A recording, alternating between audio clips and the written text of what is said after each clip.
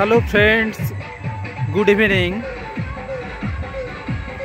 আজকে আবার নতুন একটা ভিডিও তোমাদের সকলকে স্বাগত। এই যে দেখতে পাচ্ছ তোমরা, যে আগের ভিডিওতে তোমরা দেখেছো যে আমাদের একটা ধান জমিতে ধান গাছ হয়েছে না রুয়েই।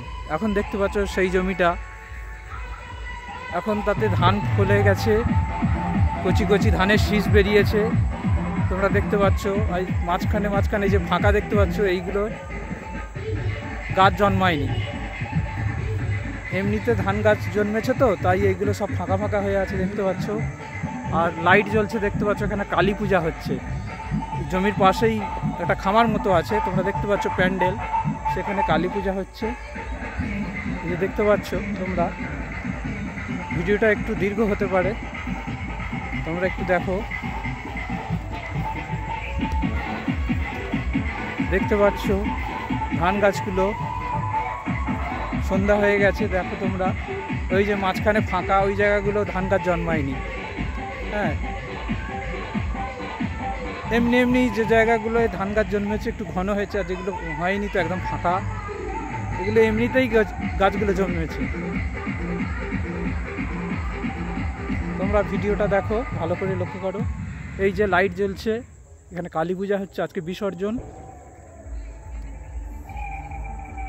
তোমরা দেখতে পাচ্ছ এইগুলো ফাঁকা। এই ধান গাছগুলো কিছুটা পোকা লেগে গেছে, মাজরা বা ওই জাতীয় কিছু পোকা লেগে গেছে, বিষ দিইনি আর এগুলো ধান গাছ হয়েছে দেখতে পাচ্ছ। এই মাঝখানটা ফাঁকা, মাঝখানে ওই ঘাসের ঢিবি দেখতে পাচ্ছ, ওইগুলো ঘাস বেছে রাখা হয়েছে দেখতে পাচ্ছ তোমরা।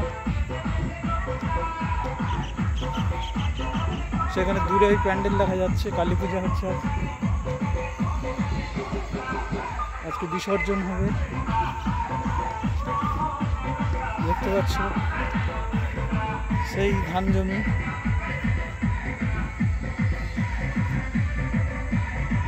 হচ্ছে, ফাঁকা ফাঁকা আছে এই ধান গাছগুলো। আপনি জন্মেছে, গোটা জমিটাই প্রায় ধান গাছে ভরিয়ে গেছে।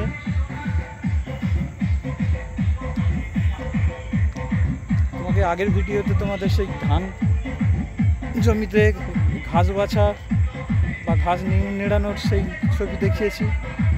আজকে সেই জমিটা কিছুটা ধান ফলে গেছে, এই কচি কচি ধানের শীষ দেখা যাচ্ছে দেখতে পাচ্ছ।